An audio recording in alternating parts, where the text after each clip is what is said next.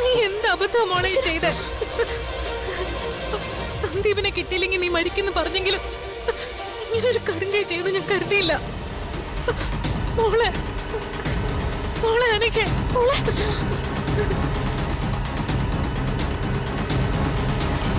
കത്തിയെടുത്ത് മുറിച്ചതാന്ന് തോന്നുന്നു.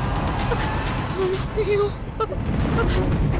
എന്റെ മോള് അനക്കെ. അനക്കെ വേഗം ഹോസ്പിറ്റലിൽ എത്തിക്കേ.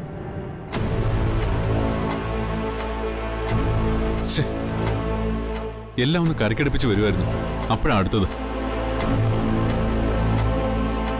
ഇനി ആതിരയുടെ സന്ദീപിന്റെ കാര്യം എങ്ങനെ അച്ഛനോട് പറയും? ഈ സംഭവത്തോടെ സന്ദീപിന്റെ അനഘയുടെ വിവാഹം അച്ഛൻ തീരുമാനിച്ചുറപ്പിച്ച മട്ട. അതിനുവേണ്ടിയായിരുന്നല്ലോ ഇതെല്ലാം. താൻ എന്താ പറഞ്ഞത്? സച്ചേട്ടൻ പറഞ്ഞ 2 കാര്യങ്ങളും കൊണ്ടാണ് ഇതൊക്കെ ഉണ്ടായതെന്ന്. നമ്മളെല്ലാം കരയ്ക്കടുപ്പിച്ചോണ്ട് വന്നപ്പോ അത് തടയാനും സന്ദീപിന്റെ അനഘയുടെയും വിവാഹം അച്ഛൻ തീരുമാനിച്ച് ഉറപ്പിക്കാനും വേണ്ടിയിട്ടുവാ ഇന്നിവിടെ ഈ കലാപരിപാടികളൊക്കെ നടത്തിയതെന്ന്. അർച്ചന, താൻ എന്താ ഈ പറഞ്ഞു വരുന്നത്? അതെ സച്ചേട്ടാ, ഈ കൈ ഞരമ്പ് മുറിക്കലും ആശുപത്രി കൊണ്ടുപോകലും ഒക്കെ വളരെ കൃത്യമായി ആസൂത്രണം ചെയ്ത് നടപ്പിലാക്കിയ ഒരു നാടകമാണ്. അതെനിക്ക് ഉറപ്പാ. താനെന്താ ഇങ്ങനൊക്കെ പറയുന്നേ? നമ്മളും എല്ലാത്തിനും ദൃക്സാക്ഷികളല്ലേ? താനും കണ്ടതല്ലേ സംഭവിച്ചതൊക്കെ? നമ്മളൊന്നിനും ദൃക്സാക്ഷി അല്ലായിരുന്നു. നമ്മൾ ചെല്ലുമ്പോ കാണുന്നത് അവന്തികടത്തിയുടെ മടിയിൽ അനഘ കിടക്കുന്നതല്ലേ? ഈ വീട്ടിൽ ഇത്രയും സ്ഥലം ഉണ്ടായിട്ടും സന്ദീപിന്റെ മുറിയിൽ തന്നെ പോയി അത് ചെയ്തതൊക്കെ എന്തിനാണെന്ന് എനിക്കറിയാം. എന്തിന്? ഇനി നടക്കാൻ പോകുന്നത് എന്താണോ അതിന്. ഇതോടെ അച്ഛന്റെ മനസ്സലിയും വേഗം വിവാഹം നടത്തി കൊടുക്കുകയും ചെയ്യും. ഈ വക പരിപാടികളൊക്കെ കാണിച്ചാ ഇവിടെയുള്ളവർ വിശ്വസിക്കുമായിരിക്കും. അർച്ചന അതിന് കിട്ടില്ല. അർച്ചന, തനിക്കിപ്പോ എല്ലാവരെയും സംശയമാണ്. അതാ നേരിട്ട് കണ്ട കാര്യം പോലും വിശ്വസിക്കാൻ കഴിയാത്തത്. അതെ, എനിക്ക് സംശയമാണ്. സന്ദീപിനോടുള്ള ഇഷ്ടം കൊണ്ടോ മനസ്സ് തകർന്നോ അനഘ ചെയ്തതല്ല ഇതൊന്നും. അവന്റെ എടുത്ത് പറഞ്ഞു ചെയ്യിച്ചതാ അവരുടെ വാശി ജയിക്കാൻ.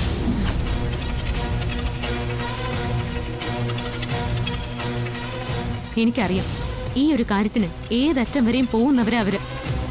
ഇനി അനഘയുടെ കൈ ബലമായി പിടിച്ചു വെച്ച് അവര് തന്നെ അർത്ഥതാണോ എന്ന് വരെ എനിക്ക് സംശയമുണ്ട്. സച്ചേട്ടൻ എന്നോട് ദേഷ്യപ്പെടണ്ട. ഇനി എന്ത് ചെയ്യും നമ്മള്? വഴിയെല്ലാം അടഞ്ഞില്ലേ? അപ്പുറത്തെ മുറിയിൽ ഒരുത്തൻ ടെൻഷൻ അടിച്ച് ഇനി എന്തെന്നറിയാതെ നിൽപ്പുണ്ട്. അവനോട് ഞാനും സച്ചേട്ടനും എന്ത് സമാധാനം പറയും?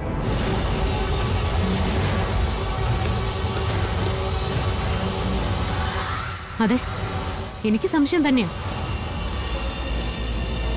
സംശയമല്ല, വ്യക്തമായിട്ട് എനിക്കറിയാം. അവന്തിയെ എടുത്തി പറഞ്ഞ് അനക്കെ കൊണ്ട് ചെയ്യിച്ചതാ ഇത്. എല്ലാവരെയും സ്നേഹം നടിച്ച് പറ്റിക്കുന്നതും പോരാഞ്ഞിട്ട് ഇതുപോലെ 4ാം കിട നാടകം കളിയും. അനക്കയ്ക്ക് അറിയാലോ എന്ത് ചെയ്താലാ എല്ലാവരുടെയും മനസ്സലിയുന്നേന്ന്. അവളുടെ അവസാനത്തെ അടവായിരിക്കും ഈ ആത്മഹത്യാ നാടകം. അപ്പോ ആതിര ചെയ്തതോ? ആതിരയും ഇതുപോലെ ഒരു തവണ ശ്രമിച്ചില്ലേ സന്ദീപിന് വേണ്ടി? അന്നെന്താ തനിക്ക് സംശയം തോന്നാത്തത്? ആ ശ്രമത്തോടെയല്ലേ നമ്മൾ അവരുടെ വിവാഹം നടത്തിക്കൊടുത്തത്. അങ്ങനെ നടത്തിക്കൊടുത്തെങ്കിൽ അത് അവളെ കെട്ടാൻ പോകുന്നവനും കൂടി ഇഷ്ടമുണ്ടായിട്ട് അവൾ അങ്ങനെ ചെയ്തെന്ന് കരുതി എന്റെ വീട്ടുകാരെല്ലാം സന്ദീപിന് പിടിച്ച് കെട്ടിച്ചു കൊടുത്തില്ലല്ലോ. അവളെ ആ ബന്ധത്തിൽ നിന്ന് പിന്തിരിപ്പിക്കാനല്ലേ ശ്രമിച്ചത്? ഇവിടെ അതാണോ നടക്കുന്നതും നടക്കാൻ പോകുന്നതും? എന്തെങ്കിലും പറയുമ്പോ ദേഷ്യപ്പെട്ടിട്ട് കാര്യമില്ല സച്ചേട്ടാ. അറ്റ്ലീസ്റ്റ് കൺമുന്നിലുള്ളവര് നല്ലതാണോ മോശമാണോ എന്നെങ്കിലും മനസ്സിലാക്കാൻ നോക്കണം. സച്ചേട്ടൻ ദേഷ്യപ്പെട്ടാലും ഇനി എന്നെ തല്ലിയാലും ശരി, ഞാൻ പറയും. അവന്തി എന്ന് പറയുന്ന ഏട്ടത്തി നമ്മൾ ഉദ്ദേശിക്കുന്ന ആളല്ല. മുന്നിച്ചിരിക്കുന്ന മുഖം മാത്രമേ ഉള്ളൂ. ഉള്ളിലിരിപ്പുണ്ടല്ലോ സ്ത്രീകൾ പോയിട്ട് മനുഷ്യര് ചെയ്യുമെന്ന് പോലും സംശയം ഉണ്ടാക്കുന്നതാ. നിർത്തടി. നീ പറഞ്ഞു പറഞ്ഞ് എങ്ങോട്ടായി പോന്നെ? എന്താ നീ സ്ഥാപിക്കാൻ നോക്കുന്നത്? അവന്തികടുത്ത് എന്ത് ചീപ്പ് നാടകം കളിച്ചു എന്നാ? എങ്കിൽ ഞാനും പറയട്ടെ നിന്നെ കുറിച്ച്. സന്ദീപിനെ നഷ്ടപ്പെടാതിരിക്കാൻ വേണ്ടി നീ പറഞ്ഞിട്ടാണ് അന്ന് ആതിര ആത്മഹത്യക്ക് ശ്രമിച്ചതെന്ന് ഞാൻ പറഞ്ഞ നിനക്ക് വിഷമം തോന്നുമോ?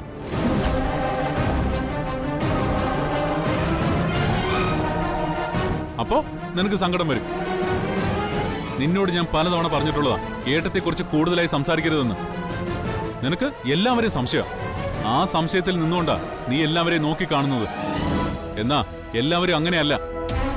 സന്ദീപിനെ അനഘയ്ക്ക് കൊടുക്കണമെങ്കിൽ എന്നെ ഏട്ടത്തിക്ക് അതാവായിരുന്നു.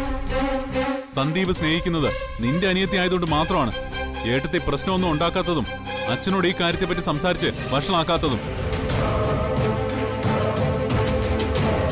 ശരി, നീ പറഞ്ഞതുപോലെ ഈ സംഭവം ഏട്ടത്തിയുടെ പ്ലാൻ ആണെങ്കിൽ അതെന്തിന്? അവന്തിക എടുത്ത് നേരെ ചെന്ന് അച്ഛനോട് പറഞ്ഞ എന്താ സംഭവിക്കാന്ന് നിനക്കറിയോ? അത് രണ്ട് കുടുംബങ്ങൾ തമ്മിലുള്ള കലഹമായി മാറും. നമ്മൾ പറയുന്ന പോലെ ആയിരിക്കില്ല അത്. അത്ര എളുപ്പവഴി മുന്നിലുള്ളപ്പോ അനഘയുടെ രക്തം കാണേണ്ടതില്ല ഇതവർക്ക് നടത്തിയെടുക്കാൻ വേണ്ടിയിട്ട്.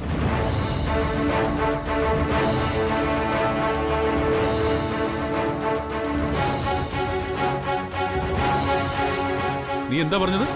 കൈയിന് ബലമായി പിടിച്ചു വെച്ച് അർത്ഥതാണോന്ന് നിനക്ക് സംശയമുണ്ടെന്നോ? എന്തിന്? സന്ദീപിനെ കൊണ്ട് സമ്മതിപ്പിക്കാനോ? ഏട്ടത്തെ പറയേണ്ട പോലെ പണ്ട് പറഞ്ഞിരുന്നെങ്കിൽ അവൻ അന്നേ അനുസരിക്കുമായിരുന്നു. അതുകൊണ്ട് ഏട്ടത്തെ കുറ്റം പറഞ്ഞുകൊണ്ടുള്ള നിന്റെ ഈ സംസാരം ഇവിടെ നിർത്തിക്കോണം നീ. ഏട്ടത്തെ പറ്റിയെന്നല്ല, ആരെ പറ്റിയും. ഞാൻ ഇതുവരെ നിന്റെ വീട്ടിലെ ആരെങ്കിലും കുറ്റം പറഞ്ഞ് നീ കേട്ടിട്ടുണ്ടോ? ഈ വീട്ടിലെ മറ്റാരെങ്കിലും പറയുന്നത് നീ കേട്ടിട്ടുണ്ടോ? അപ്പൊ ആ മര്യാദ എന്റെ ഭാര്യയും കാണിക്കണം. നിനക്കെന്നോട് എന്തും പറയാം. എന്റെ വീട്ടുകാരെ പറ്റി മോശമല്ലാത്തത് എന്തും.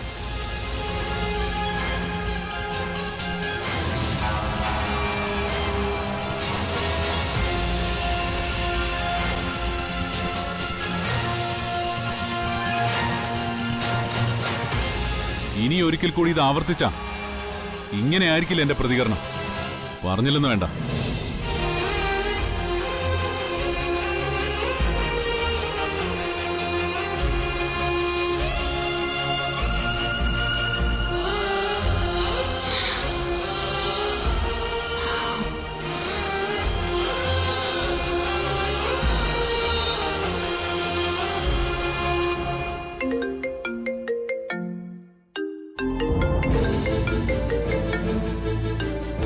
ഹലോ സന്ദീപ്, എന്തായി? അച്ഛനോടെല്ലാം പറഞ്ഞോ? പറയാൻ പറ്റിയില്ല അതില്. നീയല്ലേ പറഞ്ഞത് ഇന്നും കൂടെ പറയാൻ പറ്റിയില്ലെങ്കിൽ കാര്യങ്ങൾ വഷളാവൂന്ന്. പിന്നെ എന്താ നീ പറയാത്തെ? പറയാൻ അച്ഛൻ്റെ അടുത്തേക്ക് വരെ ഞാൻ പോയതാ. പക്ഷേ ഒരു സംഭവം ഉണ്ടായി. സംഭവം? എന്ത് സംഭവം?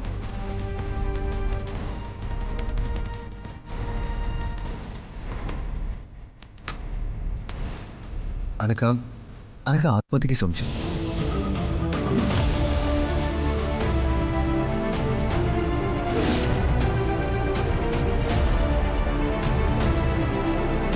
അതും എനിക്ക് വേണ്ടി.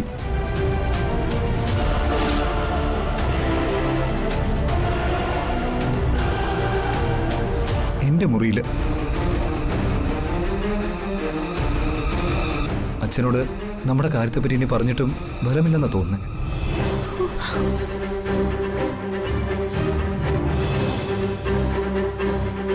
അച്ഛൻ എന്നോട് പറഞ്ഞു ഉടനെ എന്റെ അനഘയുടെ വിവാഹം നടത്താൻ അച്ഛൻ അനഘയ്ക്ക് വാക്കു കൊടുക്കാൻ പോവുകയാണെന്ന്.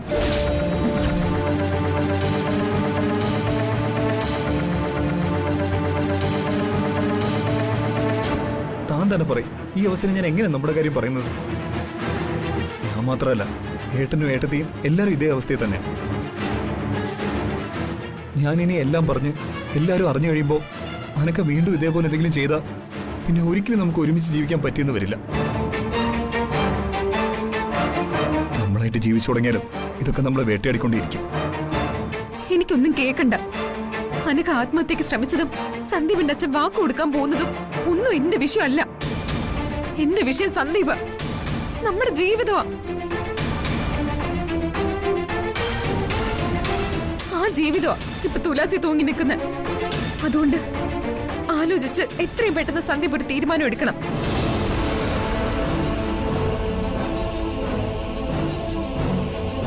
അവസാനം എന്റെ ജീവിതം താറുമാറായ അനഘയെ പോലെ ആത്മഹത്യക്ക് ശ്രമിക്കല്ല ഞാൻ ചെയ്യുന്നത്. ചെയ്തിട്ടേ സന്ദീപ് അറിയൂ.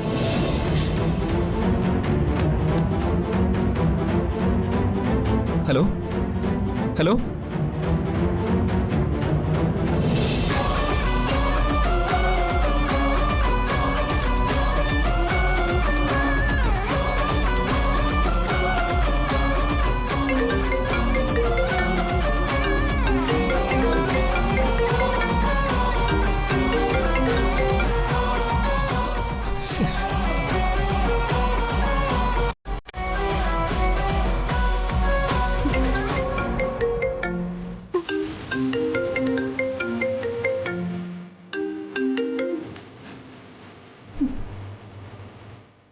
അതിന് ഞാൻ പറയുന്നൊന്ന് കേക്ക്. എല്ലാത്തിനും നമുക്കൊരു പരിഹാരം ഉണ്ടാക്കാം. ഈ ഒരു അവസ്ഥയിൽ അച്ഛനോട് പറയാൻ പറ്റില്ലെന്നേ ഉള്ളൂ. ഞാൻ എല്ലാം പറഞ്ഞേക്കാം. ആലോചിക്ക സന്ദീപ്, നല്ലവണ്ണം ആലോചിക്ക. ആലോചനയുടെ അവസാനം എത്രയും പെട്ടെന്ന് അച്ഛനോടെല്ലാം പറഞ്ഞ് ഈ തീരുമാനത്തിൽ നിന്ന് മാറണമെന്ന് പറയും. സന്ദീപ് എല്ലാം തീരുമാനിച്ചിട്ട് എന്നെ വിളിച്ചാൽ മതി.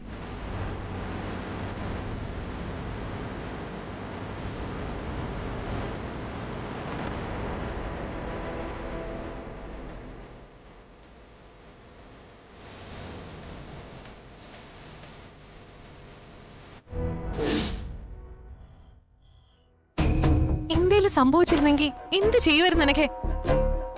ജീവൻ വെച്ചാണോ കളിക്കുന്നേ? മരണക്കളി കളിക്കുമ്പോ ജീവൻ വെച്ചും കളിക്കേണ്ടി വരുമല്ലോ ചേച്ചി. എനിക്കറിയായിരുന്നു ഞാൻ മരിക്കാനൊന്നും പോണില്ലെന്ന്. ഭാഗ്യത്തിന് ഞരമ്പറ്റ് പോയില്ലെന്ന് ഡോക്ടർ പറഞ്ഞു ചേച്ചിയും കേട്ടതല്ലേ. അത് ഭാഗ്യം കൊണ്ടൊന്നും അല്ല, ഞാൻ മനഃപൂർവ്വമായിട്ട് ചെയ്തതാ. ഞരമ്പിൽ തട്ടാതെ ഞാനൊരു ചെറിയ മുറിവുണ്ടാക്കി. മുറിവ് എന്റെ കയ്യിലാണെങ്കിലും നമ്മളെ തകർക്കാൻ നടക്കുന്ന ഇവിടുത്തെ ഓരോരുത്തരുടെ ഹൃദയത്തിലേക്ക് ഞാൻ കത്തിവെച്ച് വരച്ചത്. എന്റെ കയ്യിലെ മുറിവുണങ്ങിയാലും അവരുടെ ഹൃദയത്തിലുണ്ടായ മുറിവ് ഒരിക്കലും ഉണങ്ങാത്ത വിധം നീറ്റിക്കും ഞാൻ. നീറിപ്പുകയും ഓരോരുത്തരും. അത് നീ പറഞ്ഞത് നേരാ. ഈ സംഭവത്തോടെ പുകഞ്ഞു തുടങ്ങിയിട്ടുണ്ട് നെല്ലിശ്ശേരി തറവാട്. അബദ്ധങ്ങൾ അനുഗ്രഹമായി മാറാറുണ്ട് ചിലപ്പോഴൊക്കെ. അങ്ങനെ ഒരു അനുഗ്രഹമാ ഇപ്പൊ നിനക്കും എനിക്കും വീണ് കിട്ടിയിരിക്കുന്നെ. ഞാൻ കുറച്ച് വേദന സഹിച്ച പരിഹാരം ഉണ്ടാകേണ്ട വിഷയത്തിന് ഇത്രയും നാള് തലച്ചോറ് വെള്ളമാക്കി നമ്മൾ ആലോചിച്ചുകൊണ്ടിരുന്നത്. ഇത് കുറച്ചും കൂടി നേരത്തെ ആവാമായിരുന്നു എന്ന് എനിക്കിപ്പോ തോന്നുന്നു. എന്റെ കാര്യം നടന്നു കിട്ടാൻ ഇത്രയും ചെയ്താൽ മതിയായിരുന്നോ ചേച്ചി? ആ, ഇതിപ്പോ നമ്മളിവിടെ ഉള്ളവർക്ക് കൊടുത്തൊരു ടെസ്റ്റ് ഡോസാ. ഇതിന്റെ എഫക്റ്റ് എത്രത്തോളം ഉണ്ടെന്ന് നോക്കിയിട്ട് നമുക്ക് ആലോചിക്കാം. നിന്റെ ആത്മഹത്യാശ്രമം കൂടുതൽ പുകയ്ക്കണോ അതോ ഇങ്ങനെ മതിയോ എന്ന്?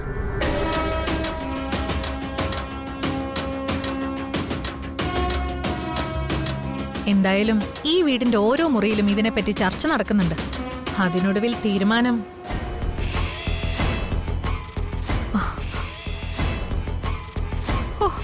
എന്നാലും എന്റെ പൊന്നുമോളെ, സന്ദീപിനെ കിട്ടാൻ വേണ്ടി നീ ഇങ്ങനെ ഒരു കടുങ്കൈ ചെയ്ത് കളഞ്ഞല്ലോ. ചേച്ചിക്ക് നീ അല്ലാതെ വേറെ ആരാ ഉള്ളേ? എന്താ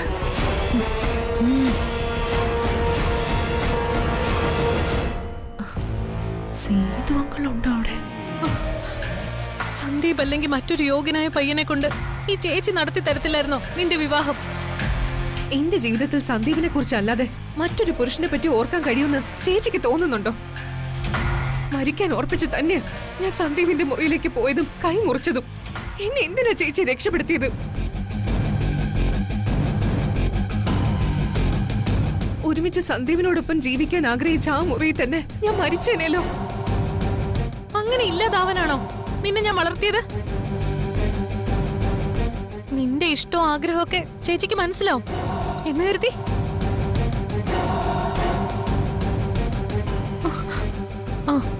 അച്ഛനോ?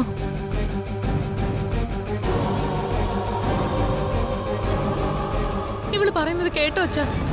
സന്ദീപിനെ കിട്ടിയില്ലെങ്കിൽ ഇവളിത് പിന്നെയും ചെയ്യുമെന്ന്. സന്ദീപിനോടുള്ള ഭ്രാന്തമായ ഇഷ്ടം മനസ്സിൽ വെച്ച് ഇവളിങ്ങനെയൊക്കെ ചെയ്യാൻ തുടങ്ങിയ നമ്മൾ എന്ത് ചെയ്യും? ഒരു ഇഷ്ടത്തിന്റെ പേരും പറഞ്ഞ് മരിക്കാനാണോ നമ്മൾ ഇവളെ വളർത്തിയത്? അനഘയോട് ഞാൻ സംസാരിക്കാം.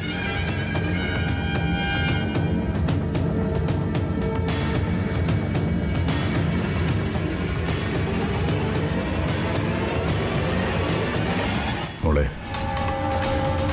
നിന്റെ മുഖത്ത് നോക്കി സംസാരിക്കാൻ എനിക്കിപ്പോൾ ചെറിയൊരു മടിയുണ്ട്. അത് മറ്റൊന്നും കൊണ്ടല്ല, നിന്നെ ഈ ഒരു അവസ്ഥയിൽ എത്തിച്ചതിന് പിന്നിൽ ഞാൻ പറഞ്ഞൊരു വാക്കാ, എൻ്റെ മോനെ നിനക്ക് തരുമെന്ന്. ആ വാക്ക് ഞാൻ പാലിച്ചതുമാണ്. പിന്നെ സംഭവിച്ചത് എന്താണെന്ന് മോൾക്കും അറിയാലോ. ഏതൊരു കാര്യത്തിനും ആദ്യം കാണിക്കുന്ന താല്പര്യവും ഉത്സാഹവും പിന്നീട് അങ്ങോട്ട് ഉണ്ടാവില്ല പലർക്കും. എപ്പോഴോ ഞാനും ആ പലരിൽ ഒരാളായിപ്പോയി. പക്ഷേ ഇപ്പം നിന്റെ മുമ്പിൽ ഞാൻ നിൽക്കുന്നത് ഒരിക്കലും മാറാത്ത ദൃഢമായൊരു തീരുമാനം എടുത്തുകൊണ്ടാണ്. ഉടനെ, ഏറി വന്നാൽ 1 മാസം, അതിനുള്ളിൽ നിന്റെയും സന്ദീപിന്റെയും വിവാഹം ഞാൻ നടത്തും.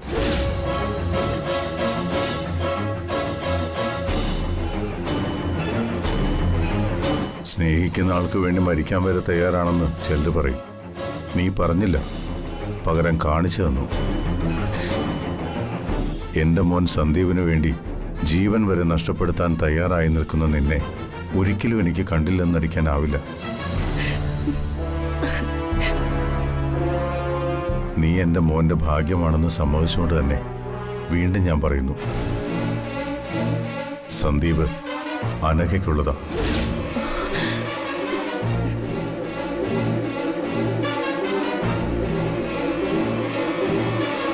ഇത് സന്ദീപിന്റെ അച്ഛനായും നെല്ലിശ്ശേരി സേതുമാധവനായും ഞാൻ നിനക്ക് തരുന്ന വാക്ക. ആരാലും മാറ്റാനാവാത്ത വാക്ക്.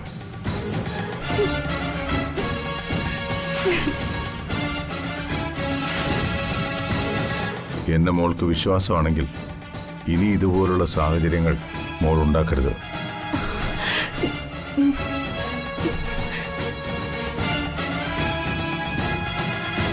അവന്തികെ, നാളെ രാവിലെ നമുക്ക് ബാക്കി കാര്യങ്ങൾ തീരുമാനിക്കാം. ആ ശരി അച്ഛാ.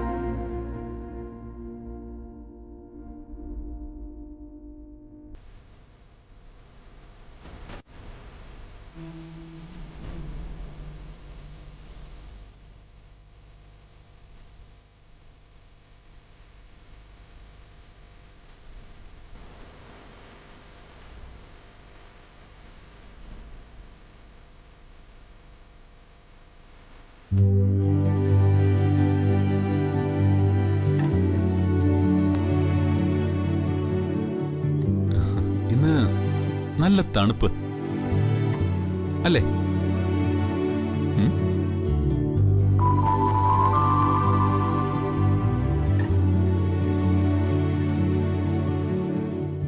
അതെ, നല്ല തണുപ്പ്.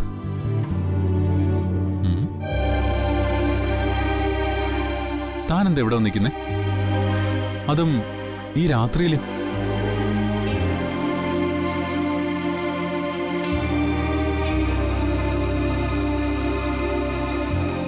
എന്തോ വലിയ ചിന്തയിലാണല്ലോ. എന്നെപ്പറ്റിയായിരിക്കും. അല്ല, താൻ കിടക്കുന്നില്ലേ? ആ ദേ, വേഗം വന്നേ, എനിക്ക് ഉറക്കം വന്നിട്ട് വയ്യ. വാ. ഇതെന്തപ്പ ഇങ്ങനെ? അറിയില്ല എന്താന്ന്. കുറച്ചു മുമ്പ് പറഞ്ഞൊക്കെ അത്ര വേഗം അങ്ങ് മറന്നുപോയോ? ഓ, അതാണോ കാര്യം? അത് താനിതുവരെ മറന്നില്ലേ? ഞാനത് എപ്പോഴേ മറന്നു.